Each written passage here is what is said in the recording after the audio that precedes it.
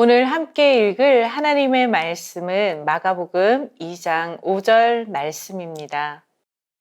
예수께서 그들의 믿음을 보시고 중풍병자에게 이르시되 작은 자야 내 죄 사함을 받았느니라 하시니. 오늘 본문 마가복음 2장의 주인공은 누구일까요? 대부분의 사람들은 중풍병자와 친구들이 이 스토리의 주인공이라고 착각합니다. 하지만 오늘 본문인 마가복음 2장의 주인공은 우리 예수님입니다. 우리의 주인공이신 예수님이 오늘 가버나움이라는 곳에서 무슨 일을 하고 싶으신지, 어떤 메시지를 전하고 싶어 하시는지를 살펴보아야 하는 것입니다. 예수님이 중풍병자를 고치신 사건은 표면적인 사건일 뿐이고, 이 사건을 통해서 예수님이 진짜 전하고 싶어 하는 말씀을 알아차려야 하는 것입니다. 오늘 말씀의 키포인트는 5절과 10절 말씀입니다. 예수께서 그들의 믿음을 보시고 중풍병자에게 이르시되 작은 자야 내 죄 사함을 받았느니라 하시니라. 그러나 인자가 땅에서 죄를 사하는 권세가 있는 줄을 너희로 알게 하려 하노라 하시고, 예수님이 진짜 하고 싶은 말씀은 예수님은 죄를 사하실 수 있는 권세를 가지신 분이라는 것입니다. 그런데 중풍병자를 주인공으로 보는 사람들은 이 말씀을 받아들이지 못했습니다. 그래서 내 죄 사함을 받았느니라고 말씀하시는 예수님의 말씀에 의문을 품었습니다. 7절 말씀입니다. 이 사람이 어찌 이렇게 말하는가? 신성모독이로다. 오직 하나님 한 분 외에는 누가 능히 죄를 사하겠느냐? 이렇게 사람들은 속으로 생각했습니다. 죄를 사하는 권세는 신적 권위입니다. A라는 사람이 B라는 사람에게 잘못한 일이 있습니다. 그러면 A가 B에게 사과를 하고 B가 A를 용서하는 것입니다. 그런데 갑자기 C라는 사람이 나타나서 B에게 잘못한 A를 용서해 주겠다고 말한다면 그 사람은 이상한 취급을 받을 것입니다. C는 A를 용서할 자격 자체가 없는 것입니다. 피해를 입은 당사자만이 피해를 입힌 사람을 용서할 자격이 있는 것입니다. 그런데 예수님이 지금 사람들 앞에서 그런 말씀을 하신 것입니다. 예수님과 중풍병자는 오늘 처음 만난 사이입니다. 중풍병자는 예수님에게 어떤 잘못도 하지 않았습니다. 예수님께서 중풍병자에게 죄를 용서하겠다고 말씀하고 있는 것입니다. 예수님이 살아가던 시대와 문화에서는 병자와 장애인은 하나님께 정말 심각한 죄를 지은 사람들이 벌을 받은 것이라는 의식이 있었습니다. 그래서 그들을 긍휼히 여기고 불쌍히 여기기보다는 큰 벌을 받은 죄인이라고 손가락질하며 회개를 촉구하던 사회였습니다. 원죄의식이 아니더라도 중풍병자는 큰 죄를 지어서 하나님께 천벌을 받은 죄인이라는 것에 모든 사람이 그렇게 인정하고 있었습니다. 예수님께서 그런 중풍병자에게 내 죄사함을 받았느니라 이렇게 말하는 것은 사람의 권세로는 불가능한 것입니다. 사람들이 속으로 신성모독이다 라고 생각했지만 이 정도 표현은 고상한 말이고요. 미친 것 아니야? 이렇게 생각한 것입니다. 오직 하나님 한 분 외에는 누가 능히 죄를 사하겠느냐? 이 말은 사람은 제3자의 죄를 용서할 자격 자체가 안 된다는 것입니다. 예수님은 사람들의 이런 의문과 반발에 역으로 질문하셨습니다. 9절 말씀입니다. 중풍병자에게 내 죄사함을 받았느니라 하는 말과 일어나 내 상을 가지고 걸어가라 하는 말 중에 어느 것이 쉽겠느냐? 여러분, 예수님이 여러분에게 질문한다면 어떤 것이 더 쉽다고 대답하실 건가요?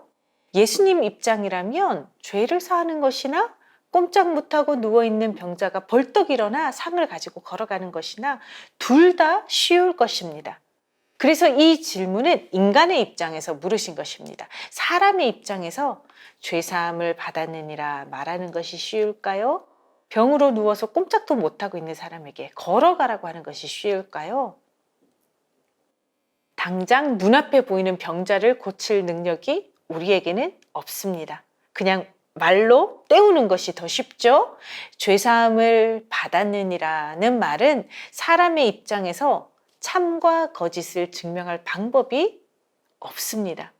그래서 예수님이 이렇게 사람의 입장에서 더 쉬운 죄사함의 권세를 먼저 말씀하신 것은 사람들의 관심이 중풍병자의 병 고침으로 쏠리는 것을 막기 위해서였습니다.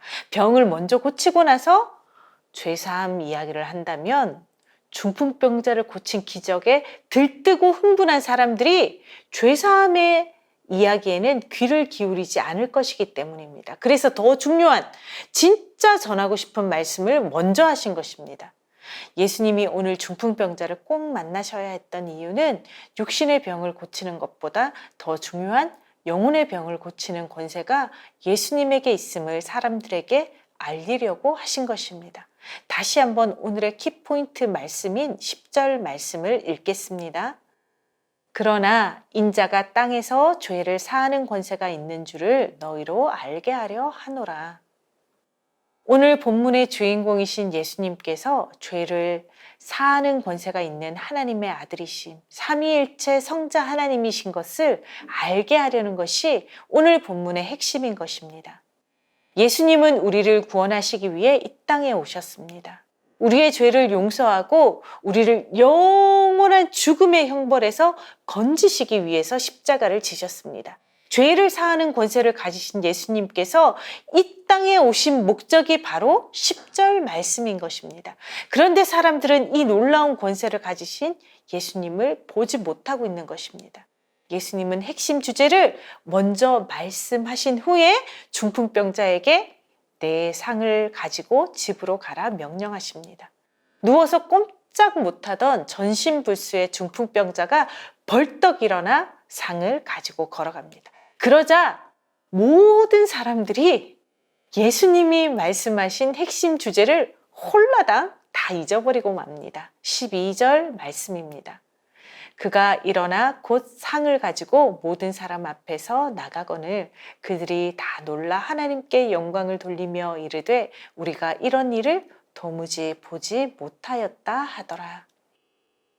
하나님의 진노로 말미암아 죽을 수밖에 없는 죄인인 우리들에게 가장 절실하게 필요한 것이 바로 죄를 사함받는 것인데 사람들은 죄를 사해 주시는 예수님께 반응하지 않고 오히려 병을 고치시는 예수님께 열광하며 하나님께 영광을 돌리고 있습니다. 예수님을 주인공으로 만나지 못하고 중풍병자가 주인공인 줄 아는 사람들의 착각이고 오해인 것입니다. 사랑하는 성도 여러분, 중풍병자와 4명의 친구가 오늘 본문의 주인공이 아닙니다. 병을 치유받는 중풍병자도 중풍병자를 예수님께 데려온 4친구도 주인공이 아닙니다. 이곳에서 우리가 정말 만나야 할 분은 죄사함의 권세를 가지신 하나님의 아들, 우리의 구원자 예수 그리스도이십니다. 교회 안에서 다른 것에 정신이 팔리면 안 됩니다. 하나님의 아들 그리스도 예수를 만나지 못한다면 천사의 말을 하고 모든 병을 고치는 능력이 있다고 해도 아무 소용이 없는 것입니다. 예수님께 중풍병자를 데려온 4명의 친구가 주인공은 아니지만 우리가 눈여겨봐야 하는 것은 구원자이신 예수님 앞에 중풍병자를 데려와서 만나게 했다는 것입니다. 인생에서 진짜 중요한 만남은 우리의 죄를 용서하시고 우리의 영혼을 살리실 구원자 예수님을 만나는 것이지만 그 다음으로 중요한 만남은 예수님 앞으로 나를 데리고 와서 예수님을 만나게 하는 사람과의 만남입니다. 그 사람이 영적인 생명의 은인인 것입니다. 여러분의 생명의 은인은 누구입니까? 저의 영적 생명의 은인은 저희 부모님입니다. 그리고 지금까지 영적으로 나를 먹이고 기르셨던 수많은 목회자와 주일학교 선생님입니다. 우리 영아부 아기들이 이런 만남의 축복을 받았으면 좋겠습니다. 첫 번째 축복은 믿음의 부모님을 만나는 복입니다. 하나님은 신앙의 유산을 물려줄 첫 번째 책임자가 부모님이라고 말씀하십니다. 우리 자녀가 예수님을 구원자로 만날 수 있도록 말씀의 자리, 은혜의 자리, 기도의 자리에 데리고 나오는 책임이 부모에게 있다는 것입니다. 9월 19일부터 특별 새벽 부흥회가 2주간 열립니다. 아기들 데리고 꼭 현장에 참여하시기를 권합니다. 여러 가지 핑계가 있는 것을 잘 알고 있습니다. 아이가 조금 더 크면 참석할게요 라고 말씀하시는 분들이 있습니다. 아기 때가요, 특세에 참석하기 가장 쉽습니다. 아기가 자고 있어서 겉사개로 폭 싸서 안고 나오면 됩니다. 아기 때 뭘 알겠느냐고 말하지만 아기들은 엄마 품에 안겨 자고 있으면서도 다 압니다. 저도 아주 어릴 때부터 엄마와 함께 새벽 부흥회에 참석했던 기억이 있기 때문에 커서도 은혜를 사모할 줄 알게 된 것 같습니다. 저희 남편도 어릴 때 포대기에 엎여서 새벽 기도 다녔던 기억이 어렴풋이 남아 있다고 합니다. 어릴 때부터 그 맛을 느껴본 사람들이 어른이 되어서도 은혜를 사모할 줄 아는 것입니다. 4명의 친구들이 지붕을 뚫고서라도 예수님 앞에 중풍병자를 데려다 놓았던 그 믿음이 우리 부모님들의 믿음이 되어야 할 줄 믿습니다. 그리고 또 기도하셔야 합니다. 우리 아기들이 살아가는 동안 수많은 목회자들을 만날 텐데 그분들을 통해 예수님을 만날 수 있도록 또 수많은 선생님들을 만날 텐데 그분들을 통해서 하나님의 사랑을 경험할 수 있도록 또 수많은 친구들을 만날 텐데 내 친구와 같이 믿음의 동역을 할 수 있는 친구들을 만날 수 있도록 우리 영아부 부모님들이 만남의 축복을 위해서 기도하시기 바랍니다. 그리고 오늘의 결론, 이 세상에서 가장 귀한 만남, 죄사함의 권세를 가지신 우리의 구원자 예수 그리스도를 만나는 축복을 누릴 수 있도록 우리 자녀들을 예수님 앞으로 데려오는 우리 영아부 부모님들 되시기를 축복합니다. 우리 함께 자녀를 위한 축복 기도문을 읽으며 기도하겠습니다. 사랑하는 하나님 아버지, 우리 가정이 구원자 예수님을 만나게 하옵소서. 우리 자녀가 오직 하나님 한 분만 행하실 수 있는 죄사함의 권세를 이 땅에 선포하시는 구원자 예수 그리스도를 만나게 하옵소서. 우리 자녀가 예수 그리스도를 만날 수 있도록 은혜의 자리, 말씀의 자리, 기도의 자리에 빠지지 않고 데리고 나오는 부모가 되게 하옵소서. 우리 자녀에게 만남의 축복을 허락하셔서 4명의 친구와 같이 건강한 교회, 좋은 목회자, 믿음의 선생님, 믿음의 친구들을 만나게 하옵소서. 예수 그리스도의 이름으로 기도합니다. 아멘.